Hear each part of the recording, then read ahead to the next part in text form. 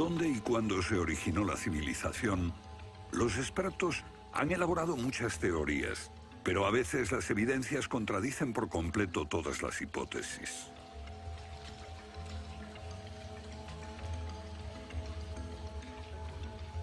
Bajo el suelo congelado de Siberia se han encontrado especies animales extinguidas por un repentino cataclismo global, como el mamut gigante. También se han descubierto mapas muy antiguos que muestran la Antártida siglos antes de que fuese descubierta. Este mapa tiene centenares de años y describe la auténtica configuración de la Tierra de la reina Maud, que está oculta bajo 1 kilómetro de hielos, y su configuración real no se conoció hasta 1949. Hace 100 años, un arqueólogo concluyó que la antigua ciudad de Tiahuanaco, en Bolivia, fue un observatorio estelar alineado con el Sol y las estrellas. Calculó que tendría 17.000 años. Su afirmación fue puesta en ridículo hasta hace poco tiempo. La única corrección que yo haría se debe a que ahora contamos con mejores mediciones, y sospecho que su antigüedad sería de unos 12.000 años. Tiahuanaco es la ciudad más antigua que conocemos en toda la Tierra.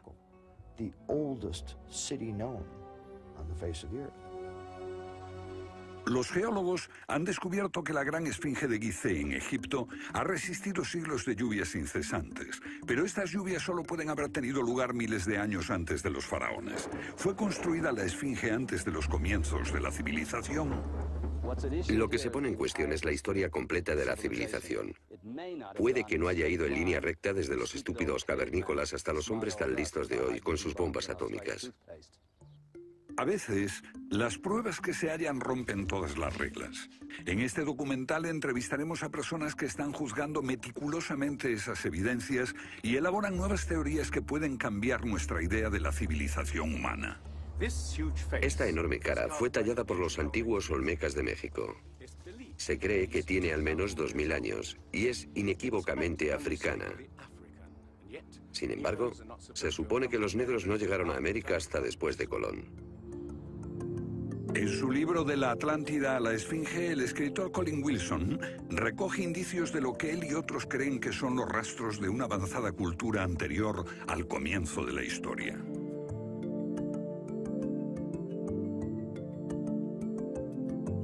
El filósofo griego Platón describió de manera precisa dicha civilización que, según le dijeron los sacerdotes egipcios, surcaban los mares miles de años antes, hasta que fue destruida por un terrible cataclismo. Platón la llamó Atlántida.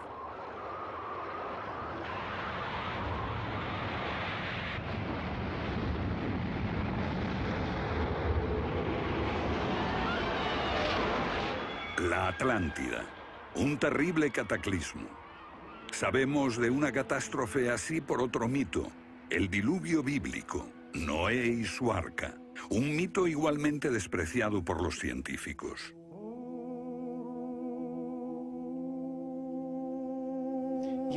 Cuando rechazan el diluvio bíblico y a Noé y el arca como una fábula, los científicos están ignorando el hecho de que hay cientos de mitos de diluvios en todas las culturas, aparte de las narraciones de Mesopotamia y de los hebreos, que dicen lo mismo sobre un desastre planetario que virtualmente borró al género humano antes del comienzo de la historia conocida.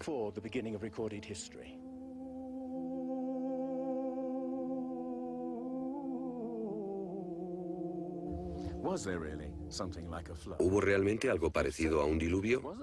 Y si así fue, ¿existió una civilización anterior a todas las otras? Digo una civilización, y no la Atlántida. Porque en cuanto se menciona la Atlántida, el científico exclama, «Oh, no», y deja de escucharnos. ¿Pero es neutral la ciencia? ¿Lo es realmente cuando afirma, limítese a los hechos como punto de partida? La ciencia ha tendido a centrarse más en teorías que en hechos. Una teoría surge para explicar unos hechos, pero otros se dejan de lado. Nuevas evidencias pueden cuestionar la teoría, pero con frecuencia también son ignoradas.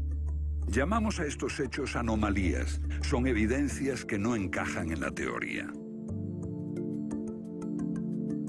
En su polémico libro Arqueología Prohibida, los científicos Thompson y Cremo muestran lo que ocurre cuando una evidencia contradice las teorías científicas. En los últimos 150 años, los arqueólogos y antropólogos han enterrado tantas evidencias como las que han desenterrado, literalmente. Básicamente estamos ante lo que llamamos un filtro del conocimiento. Este es un rasgo fundamental de la ciencia y de la naturaleza humana. La gente tiende a filtrar cosas que no convienen. Cuando los científicos ven que algo no se ajusta al paradigma aceptado, tienden a eliminarlo. No se enseña, no se discute, y la gente ni siquiera se entera de ello.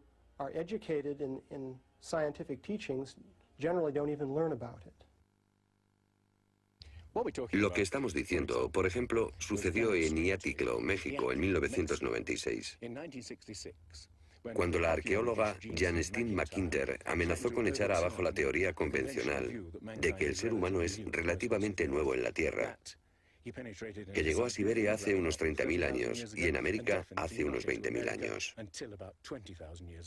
En México, la arqueóloga Stine McIntyre descubrió herramientas de piedra y huesos humanos y los sometió a una batería de pruebas científicas.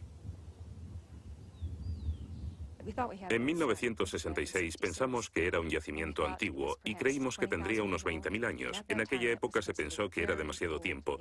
Cuando lo datamos mediante una batería de métodos supimos que tenía 250.000 años.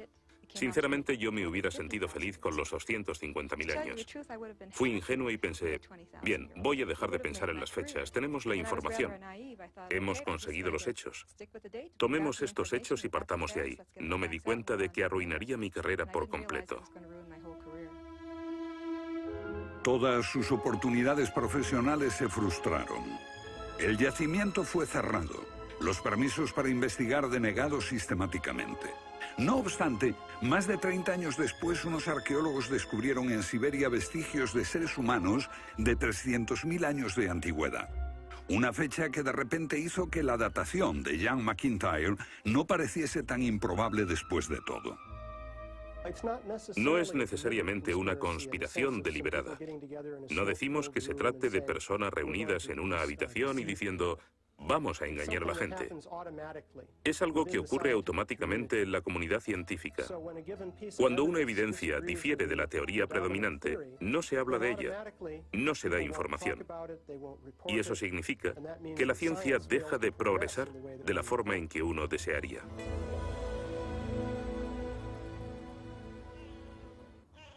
¿La ciencia está pasando por alto evidencias de un pasado que hemos olvidado? ¿Pueden ser ciertos los mitos que nos hablan de la existencia en este planeta de civilizaciones que desaparecieron miles de años antes de que comenzase la historia registrada? Una nueva clase de investigadores está estudiando las anomalías que la ciencia tiende a descartar.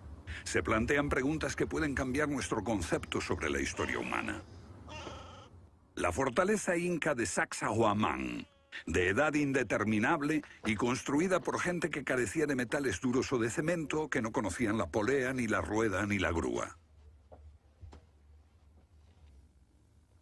Solo miren esta piedra. He contado 11 ángulos. Debe pesar más que 200 coches juntos y revela la increíble habilidad de la gente que la hizo. Y también algo más.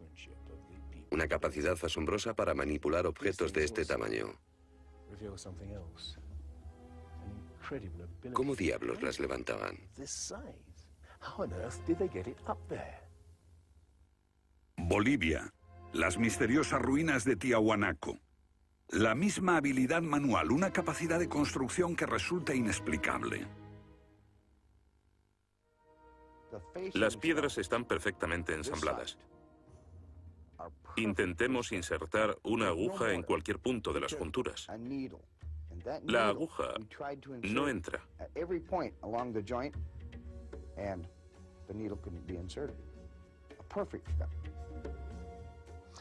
Cuando los conquistadores españoles le preguntaron a los incas si ellos habían construido Tiahuanaco, respondieron, no, no la construimos. Se hizo miles de años antes de que viviéramos nosotros. La evidencia muestra que fue erigida por una civilización avanzada. Un descubrimiento casual nos lo revela. Los bloques de construcción de Tiahuanaco no están pegados con cemento. El que separa estas piedras descubre el inesperado brillo metálico que las mantiene unidas.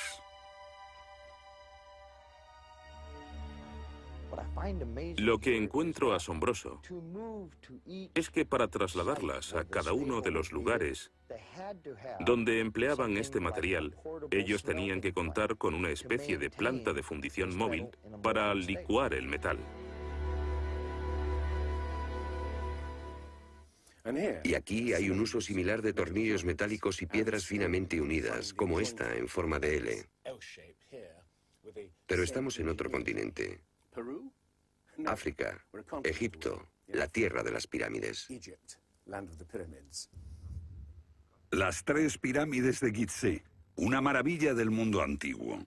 Otro pueblo que no conocía la rueda, ni la polea, ni la grúa. ¿Cómo podían transportar bloques de 100 toneladas? Su tecnología no se puede explicar ni imitar. Soy ingeniero y puedo decirles que levantar bloques de este tamaño, de este peso, requiere una grúa especial. Una gente que carecía de tales grúas, o de una simple polea, o una rueda, empleando herramientas de cobre, ¿cómo pudieron hacerlo? Bobal cree que la Gran Pirámide de Gizeh era mucho más que una tumba y que revela un sorprendente nivel tecnológico. En su libro Guardián del Génesis, Robert Bobal y Graham Hancock enumeran muchas hazañas inexplicables. Chris Dunn, experto en perforaciones. Bueno, permítanme una pregunta. ¿Cómo cree que lo hicieron? El sarcófago de la Cámara del Rey. ¿Cómo lograron unos constructores primitivos que la superficie interior encajase con la superficie de la piedra del sarcófago al milímetro? Esta habilidad requiere profundos conocimientos de física. Es un misterio como la perforación misma. Primitivamente, la típica manera de hacerlo sería con una sierra de arco, un berbiquí. Introducirían la herramienta en la pieza usando arena o un diamante, pero pienso que eso supondría mucho tiempo, muchos años para hacerlo.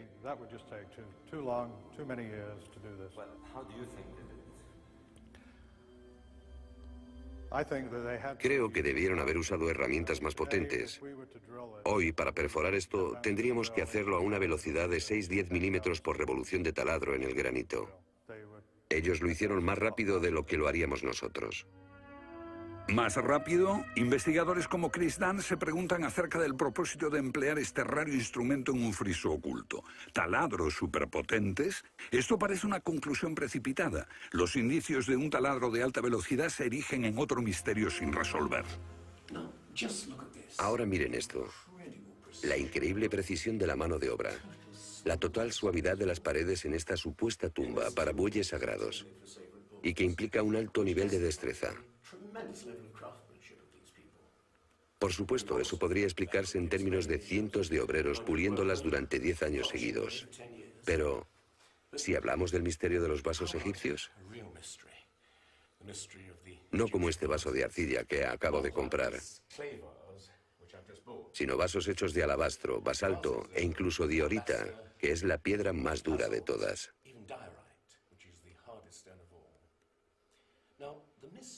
Es bastante fácil ver cómo se podría ahuecar taladrando directamente hacia adentro. Pero, ¿qué pasa con los ángulos? La tecnología moderna es incapaz de hacerlo. Sin embargo, los antiguos egipcios moldeaban miles de piezas. Algunas de ellas 2000 años antes de la civilización que se supone surgió aquí. ¿Cómo? Otro misterio sin explicar. Inexplicable. ¿Cómo pudieron los constructores alinear sus gigantescas pirámides con los puntos cardinales tan impecablemente? En perfecta dirección este-oeste y norte-sur, con una exactitud no igualada por los modernos constructores. La Gran Pirámide parece ser un modelo matemático del hemisferio norte e incorpora el trascendental valor de pi, las veces que cabe el diámetro de un círculo en su circunferencia.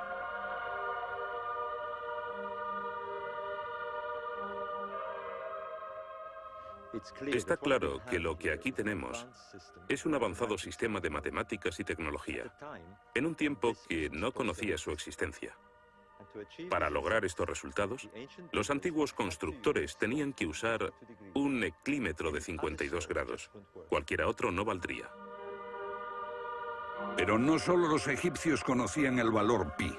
Ese valor también está representado en la pendiente de esta pirámide y en el extraño ángulo que le dieron sus constructores, en Teotihuacán, México, el lugar que los indios llamaban Ciudad de los Dioses.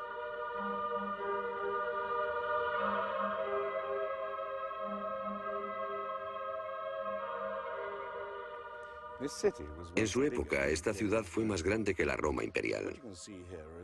Lo que pueden ver es una serie de estanques que llenaban de agua, cuya superficie lisa reflejaba los cielos y cuyas ondas podrían servir como anuncio de terremotos. Estos templos, en el lado opuesto, se cree que representan cuerpos celestiales. Una cosa está clara: todo el lugar parece tener una especie de obsesión con la astronomía y la eternidad.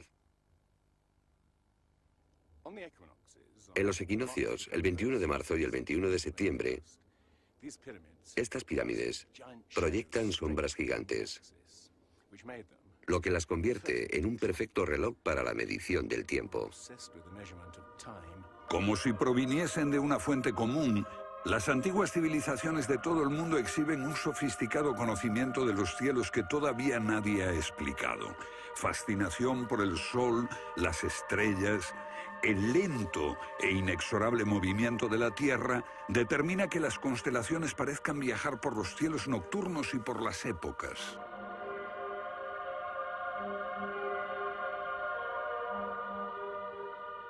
Según los estudiosos, los antiguos egipcios no tenían un gran conocimiento de la astronomía. Pero en el templo de Dendera hay muestras de su sofisticado conocimiento del cielo. Miren las constelaciones del zodíaco: Leo, Tauro, Piscis. Y aquí, la constelación de Orión. Bauval cree que la astronomía es la llave de muchos misterios de las pirámides. Los antiguos egipcios veían en la constelación de Orión a su dios Osiris, señor de los muertos y la vida ultraterrena. Bauval halló el reflejo de ese dios en las pirámides de Gizeh.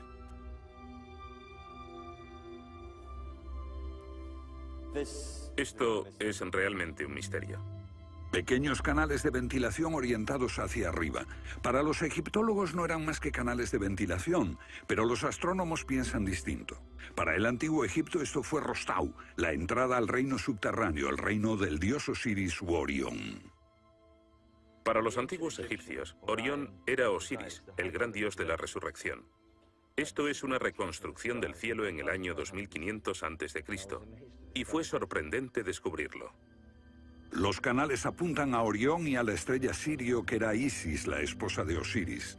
En textos antiguos, Bauval descubrió que deben de haberles servido una ceremonia secreta para la resurrección de los faraones muertos, que renacían como estrellas en la constelación de Orión. Uno de esos textos dice: «Oh rey, permite que atraviese el serpenteante canal, la Vía Láctea, hasta el punto donde está Orión». Bauval cree que Osiris tenía tal importancia que los constructores emplazaron las tres pirámides de Gizeh para que fueran un reflejo terrestre de las tres estrellas del cinturón de Orión. Esa correlación fue solo el comienzo. Bauval descubrió que los antiguos habían dado nombre de estrellas a otras dos pirámides próximas. Esto le hizo entrever un plan más amplio y quedó perplejo. La constelación de Orión, el dios Osiris, estaba en el cielo y en la tierra.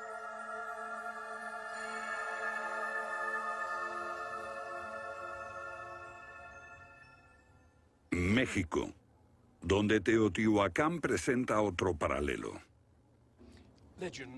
Una leyenda la llama la ciudad de los dioses y sugiere que su propósito era convertir a los hombres en seres celestiales.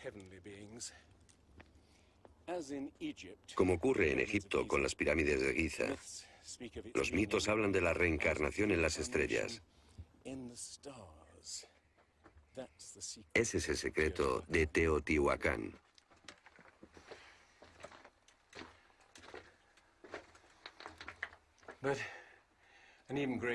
Pero esta pirámide presenta otro enigma mayor. Cuando se excavó por primera vez en 1906, se halló una enorme capa de mica. Ahora sabemos que la mica se usa como aislamiento eléctrico. No tenemos idea de para qué la utilizaban ellos. Lo que resulta aún más extraño es que la mica procede de Brasil. Imaginemos el problema de trasladar toda esta mica a más de 2.000 kilómetros de distancia. ¿Cómo? ¿Con qué finalidad? No tenemos ni idea. Tiahuanaco, Bolivia. Otra cultura perdida revela la misma fascinación por el sol y las estrellas. Hace 100 años, el arqueólogo boliviano Poznański observó que en el primer día de primavera el sol salía exactamente por el centro del templo. Fue el inicio de un gran descubrimiento. Poznański descubrió que este templo era un observatorio, un gran reloj para medir la progresión del sol. Y podemos utilizar ese alineamiento astronómico para datar el lugar.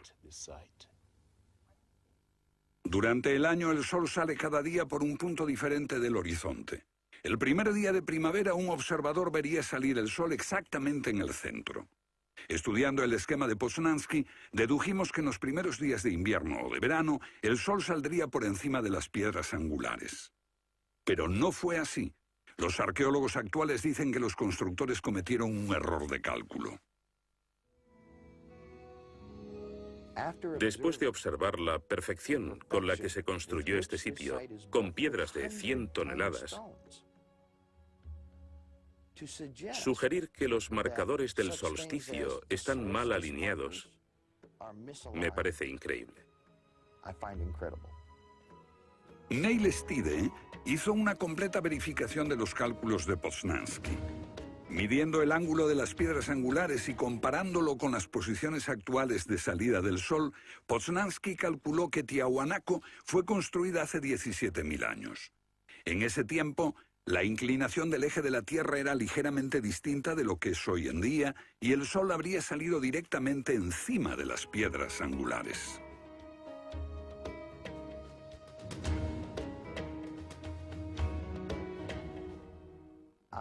Yo sospecho que la fecha sería más bien de 12.000 años. Pero eso haría que todos nos cuestionásemos completamente los orígenes de la civilización. Una civilización perdida en el tiempo dejó sus huellas en varios lugares del mundo. Los sacerdotes egipcios dijeron al filósofo griego Platón que una civilización así habría existido hace 12.000 años. Pero según la ciencia, el ser humano abandonó la prehistoria hace solo 5.000 años. En Egipto, el investigador John West descubrió que la esfinge de Gizeh no resultó alterada por el clima de la misma forma que las construcciones del entorno, erosionadas por la arena y los vientos del desierto. En vez de un desgaste horizontal, la esfinge tiene marcas de erosión redondeadas y onduladas. No se necesita ser geólogo para mirar y ver lo que se debe al tipo de clima. Solo el agua cayendo copiosamente sobre las paredes del recinto pudo producir esos contornos redondeados.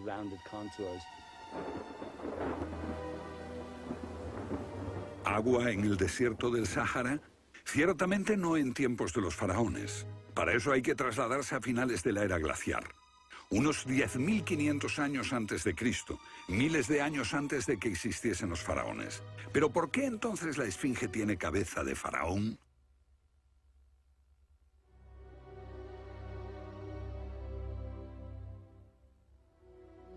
La cabeza es desproporcionadamente pequeña. Desde el aire se ve que el cuerpo de la esfinge es largo y aplanado, y la cabeza casi se parece a la de un alfiler. Para nosotros, esto indica que ha sido tallada más de una vez. En otras palabras, la cabeza se rehizo en algún momento de su larga historia. John West cree que la esfinge era originalmente un enorme león que un desconocido grupo de escultores modeló en la roca antes del 10.500 a.C. Se comenzó a erosionar cuando el final de la era glaciar alteró el clima y causó lluvias que cayeron durante siglos. Solo miles de años después, un faraón habría tallado la cabeza con su propia imagen. ¿Tiene la esfinge más del doble de la antigüedad que creíamos? La teoría fue ridiculizada por los egiptólogos, pero los geólogos les respondieron que los hechos estaban allí. Más extraño aún, según Robert Bauval, la evidencia astronómica sugiere que las pirámides de Gizeh parecen revelar esa increíble antigüedad. La disposición de Gizeh coincidía misteriosamente con la posición de Orión en el año 10.500 a.C., cuando la esfinge miraba hacia Leo, su propia imagen en los cielos. La puesta de Orión en esa fecha distante se correspondía exactamente con las tres pequeñas pirámides, y existen muchos otros hechos difíciles de entender.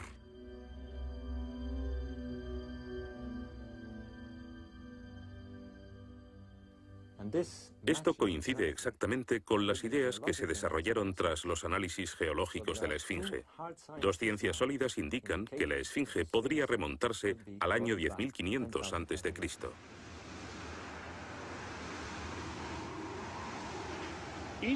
Egipto sufrió unos cambios muy dramáticos a finales del período glaciar, especialmente en torno al 10.500 a.C., cuando unas impresionantes inundaciones cubrieron el terreno de aluvión y acabaron con el Valle del Nilo y con el delta en general.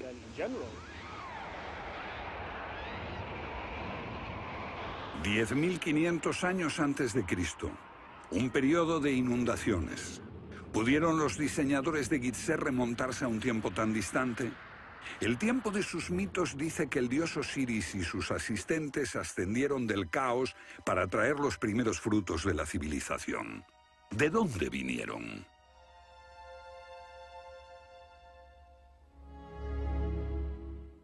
Un dios muy parecido fue el señor de la antigua Tiahuanaco en Bolivia. Aquí, en esta misteriosa ciudad de Tiahuanaco, era el dios que ellos adoraban. Alto, con barba, descrito como blanco, Viracocha llegó en tiempos de caos y destrucción, atravesando los mares para llevar a la raza humana una especie de renovación. El dios blanco Viracocha. En México conocido como Quetzalcóatl, que llegó con otros para traer los primeros frutos del conocimiento. Su símbolo está por todo Teotihuacán. La serpiente emplumada, símbolo del enigmático dios Quetzalcóatl que llegó desde el este después de tremendos cataclismos para traer la civilización a esta parte del mundo. ¿Pudieron dioses como Osiris, Viracocha y Quetzalcóatl haber sido personas reales que llegaron de muy lejos? ¿Eran supervivientes de un cataclismo que destruyó sus hogares y su civilización? Ahora la pregunta que nos hacemos es esta. ¿Existió una remota civilización, hasta ahora sin identificar, que llegó a Egipto, México y Sudamérica? ¿Y que dejó su impronta en un cuerpo de conocimientos, por difícil que sea de discernir? Tomados por separado, acepto que los datos aislados revelan poco, pero consideremos juntos todos esos elementos comunes. Ambos lugares tienen enormes pirámides, alineadas exactamente con los puntos cardinales, e incorporan avanzados conocimientos matemáticos. Ambas culturas demostraban un asombroso conocimiento de astronomía, expresado en los grandes monumentos sagrados que erigieron. Aunque no conocían ni la polea ni la rueda, ambas pudieron hacer construcciones con enormes piedras finalmente ensambladas en un estilo único, con ángulos en forma de L y tornillos de metal. Y ambas utilizaron el proceso de la momificación para preservar y honrar a sus muertos. Aquí se halló una nueva y asombrosa pista cuando la doctora Balabanova, de la Universidad Alemana de Ulm, descubrió que muchas momias de Egipto contenían cocaína y nicotina, naturales de Sudamérica. Tengo una cantidad de cartas insultantes. Dicen que todo esto no tenía sentido,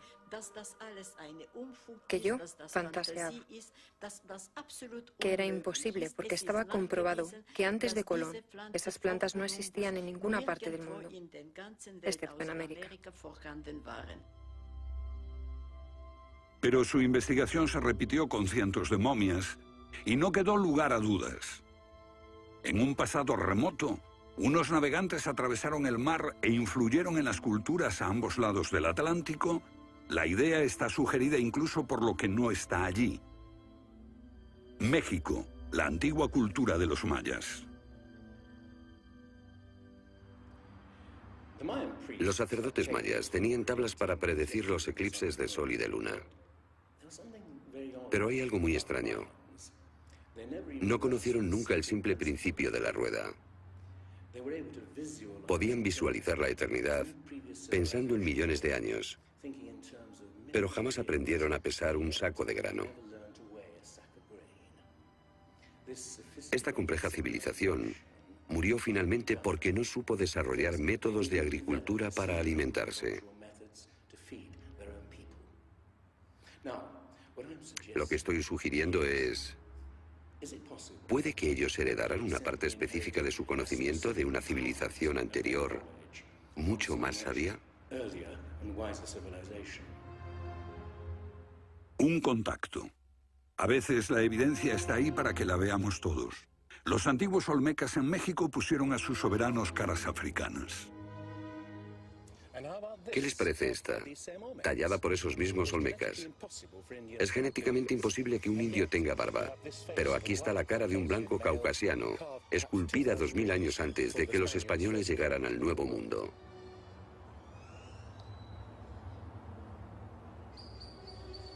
Caras de africanos y de caucasianos esculpidas muchos siglos antes de Colón. ¿De dónde vinieron? ¿Cómo llegaron aquí? ¿Cómo influyeron en la más antigua cultura de América Central, en la cultura madre de México? Lo que todos los arqueólogos saben es que de pronto se materializaron alrededor del 1500 a.C. Esta gente, cuya expresión característica era la de esculpir enormes caras de piedra, cabezas de caucasianos y africanos que parecen haber salido, no se sabe de dónde.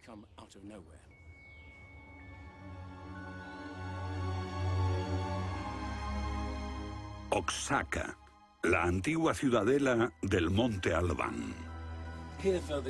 Aquí, en el sur de México, está el último testimonio de esos misteriosos hombres. Porque estas figuras esculpidas en piedra parecen corresponder a muertos en combate. Desnudas, desamparadas, la mayoría castradas. Este puede reflejar el momento en que estos hombres desaparecieron de la historia.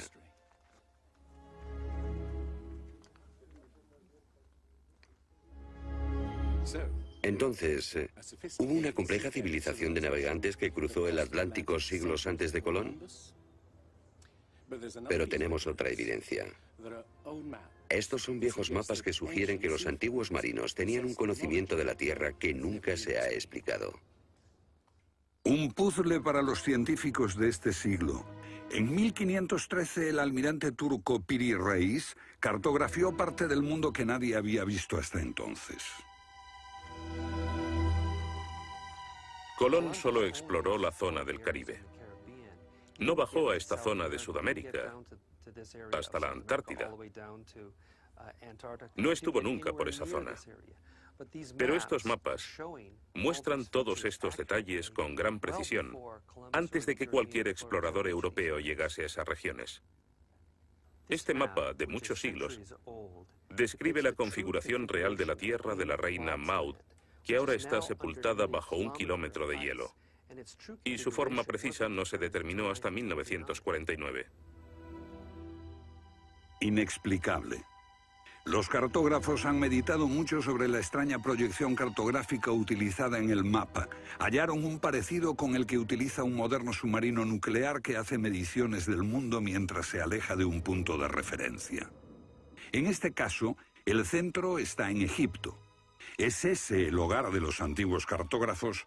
El mapa muestra exactamente esta parte del mundo, pero hay más. Para mí el aspecto más significativo del mapa de Piri Reis es que describe exactamente la longitud. Algo que los europeos no fueron capaces de hacer hasta el siglo XVIII. La longitud. Esa historia comenzó en estas playas en 1707, cuando la flota inglesa navegaba por el Mediterráneo hacia Inglaterra. En aquellos días era bastante fácil determinar a qué distancia estaba el norte o el sur, midiendo el ángulo que el Sol y las estrellas formaban con la superficie de la Tierra. Pero no había técnicas para determinar lo lejos que estaba el este o el oeste. ¿Longitud? El almirante Sir Clutley Saffold se enfureció cuando un marinero del oeste del país le dijo que estaba alejándose unas 20 millas del este y era probable que la flota naufragase en la costa. Cuando sus oficiales le dijeron que el rumbo era correcto, mandó ahorcar al marinero por insubordinación. En sus últimos momentos debió haber deseado no haberlo hecho. Los barcos se habían hundido antes por millares. Pero entonces la pérdida de una flota entera promovió la búsqueda de un reloj preciso para calcular la longitud. Tuvieron que pasar 2 generaciones antes de que finalmente se consiguiese. No obstante, el mapa de Piri Reis ya mostraba un conocimiento de la longitud al menos 250 años antes. En el mapa de Piri Reis se menciona el hecho de que se trate de una recopilación de muchas otras cartografías. Son copias de copias de copias. La mayoría de quienes los han estudiado creen que esos mapas proceden de los tiempos de Alejandro Magno, pero son incluso mucho más antiguos. Mapas del mundo confeccionados antes de que supiésemos navegar por los océanos. Técnicas de construcción inexplicables, un complejo conocimiento de las matemáticas y la astronomía. Si existió una tecnología tan avanzada capaz de dar sus conocimientos a los constructores de la Esfinge y a los pueblos de los Andes y México, ¿qué pasó con ella?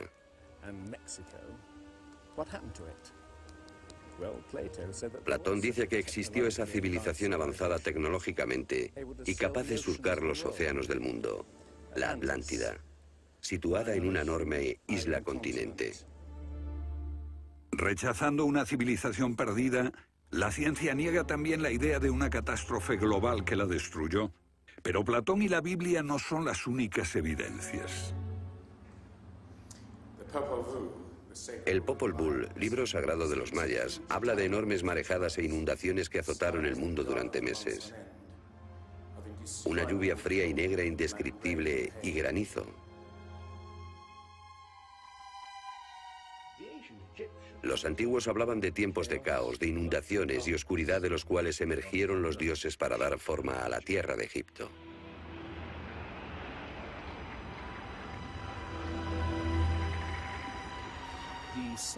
El disco solar de los aztecas se refiere a 4 ciclos de destrucción: por inundaciones, por fuego, por viento y por sangre y guerra.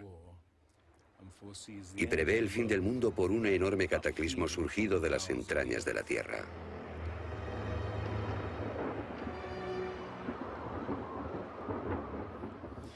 Otros mitos de la América antigua hablan de inundaciones apocalípticas y torrentes de fuego, de erupciones volcánicas y terremotos. Un pasado que no podemos recordar ni olvidar.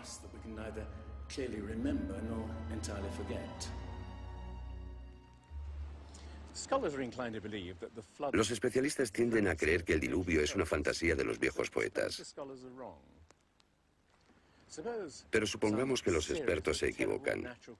Supongamos que una serie de terribles catástrofes naturales redujeron a nuestros ancestros a pequeños grupos que vivieron apartados y se esparcieron por todo el mundo. Lo que buscamos es una época que coincida perfectamente con los mitos, igual que el zapato encaja en el pie de Cenicienta. Una pista. La fosa de Alquitrán en La Brea, California. Una inmensa sepultura de millones de animales que hoy se ha convertido en atracción turística. Bajo la superficie está el campo de petróleo del lago Salado. El asfalto brota por las grietas y fisuras como un papel cazamoscas y atrapa a los animales. Y encontramos aquí una increíble colección de especies atrapadas en los últimos 40.000 años.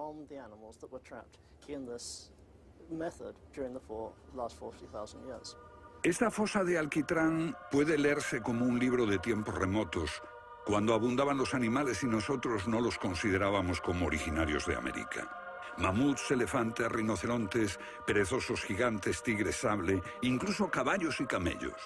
Después Una tremenda catástrofe los barrió, al parecer, en unas pocas décadas, en torno al 10.500 a.C., hace más de 12.000 años. Todos los grandes animales, cualquier animal más grande que un coyote, se extinguieron en pocas décadas. Sí, fue sin duda una gran catástrofe.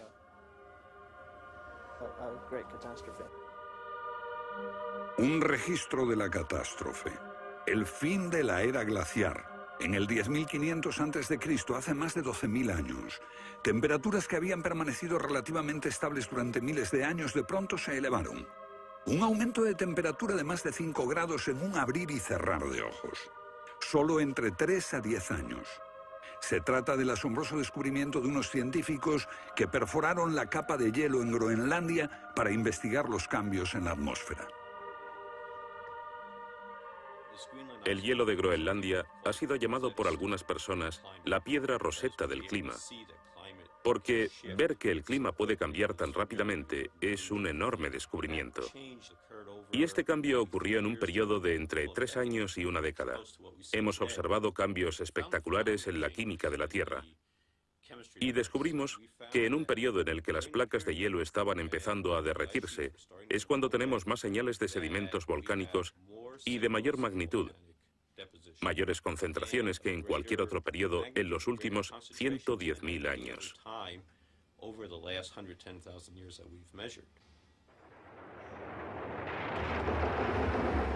Un surgimiento de volcanes nunca visto, acompañado por desórdenes atmosféricos y gigantescas inundaciones. Porque mientras las placas de hielo de más de 1 kilómetro de espesor se derretían en pocos años, el nivel de los mares aumentaba dramáticamente. De repente, los mares ocuparon lo que había sido suelo seco. Se podía caminar desde Gran Bretaña a Escandinavia antes de que una revolución climática diese forma al Mar del Norte. Fue un periodo en que las grandes inundaciones cubrieron las llanuras de América del Norte y por eso es que se encuentran esqueletos de ballenas en Michigan. Un tiempo de cataclismos a finales de la era glaciar, que puede coincidir con los mitos. Solo en el Nuevo Mundo se extinguieron alrededor de 70 especies de grandes animales.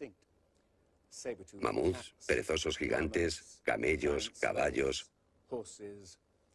Permítanme ponerlo en perspectiva. En los anteriores 200.000 años se había extinguido menos de 1/3 de esa cantidad.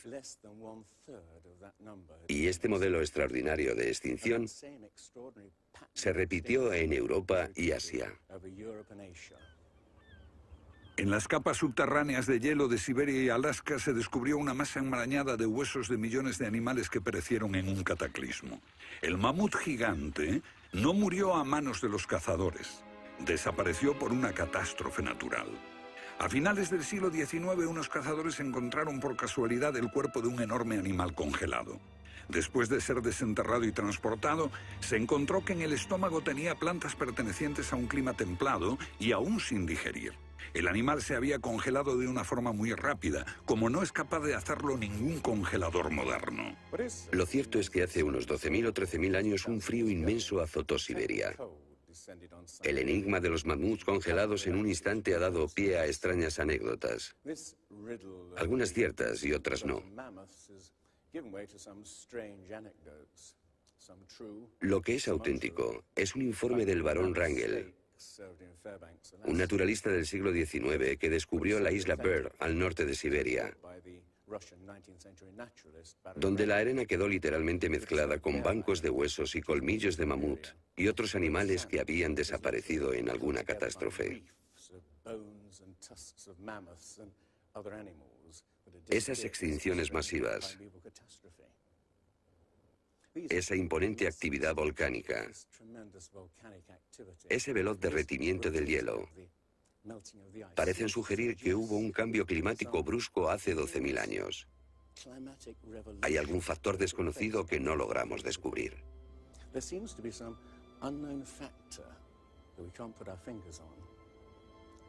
El fin de la era glaciar. ¿Qué provocó esa revolución? He aquí la gran cuestión. ¿Qué causó el cataclismo? Una de las mejores ideas la ha planteado Charles Hapgood, Él sugiere un desplazamiento repentino de la corteza terrestre. Toda la corteza de la Tierra es solo un tercio de un 1% de la masa terrestre. Como la piel de una naranja, si se suelta, se mueve. Más fina que una cáscara de huevo, la corteza de la Tierra queda apoyada en un interior líquido. La teoría imperante sobre la corteza terrestre es la de las placas tectónicas. Los continentes se separan lentamente durante cientos de millones de años. Aunque la ciencia rechazó esa teoría durante más de medio siglo, ahora niega también la idea de que la corteza pudo moverse en su conjunto y repentinamente. Pero un científico quedó hipnotizado por la idea. Se llamaba Albert Einstein.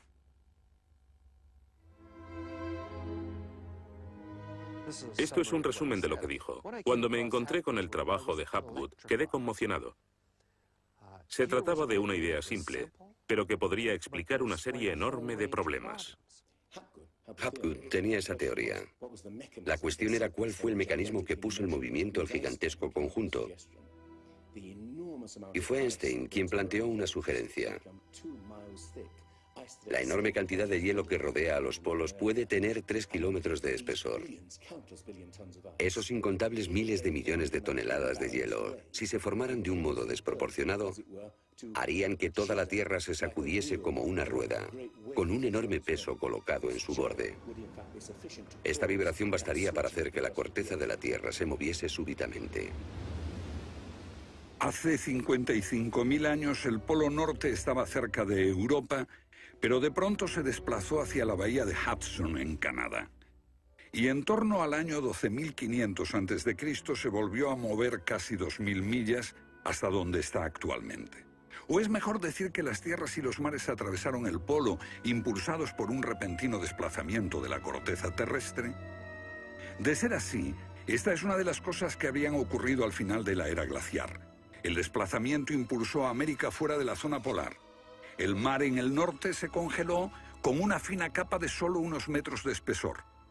La inmensa vieja capa de hielo de Norteamérica, con más de 1,5 kilómetros de grosor, se derritió rápidamente en pocos años.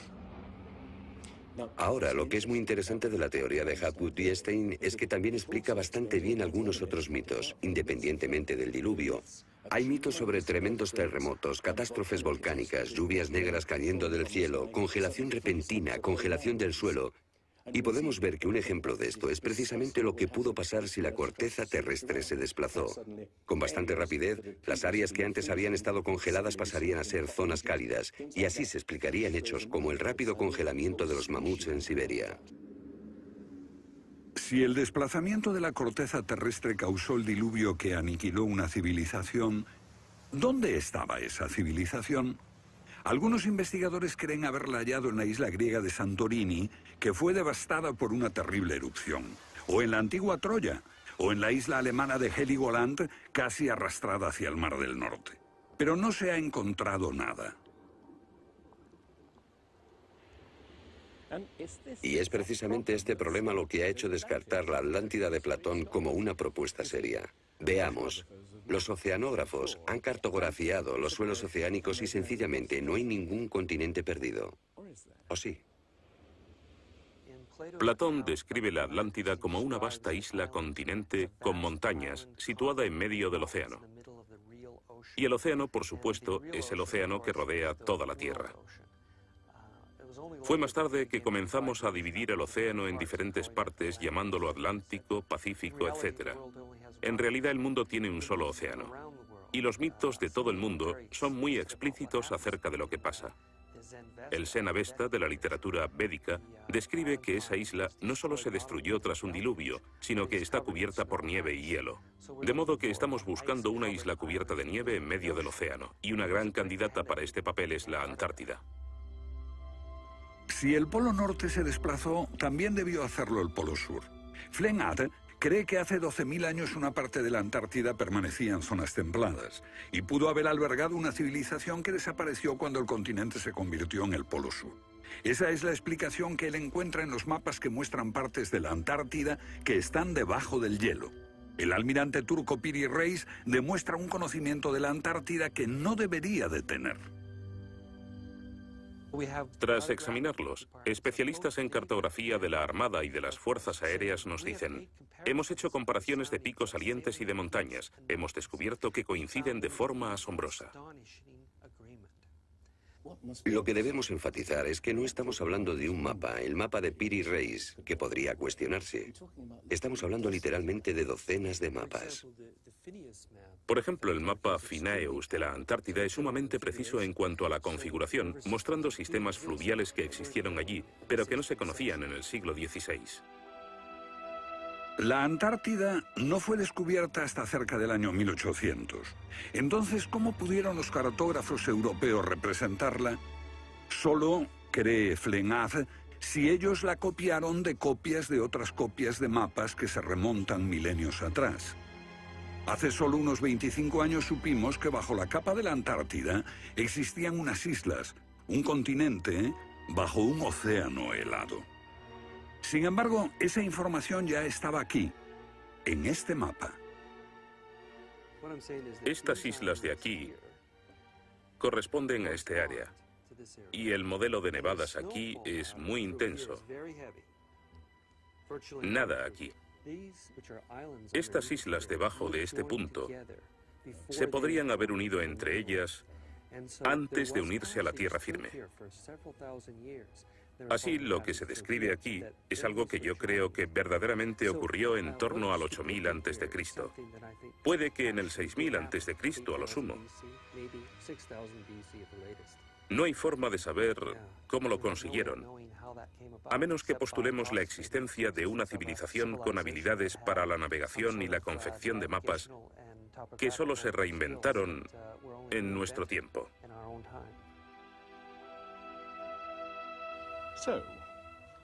¿Fueron los comienzos de la civilización humana más remotos de lo que suponíamos? Puede que uno sienta que muchos elementos de esta hipótesis suponen conjeturas extravagantes que, vistas por separado, pueden ser todas discutibles. Pero si juntamos esas piezas como las piezas de un puzzle, se empieza a ver que surge un modelo. Una civilización que se desvaneció y fue olvidada mucho antes de que comenzase el registro de la historia.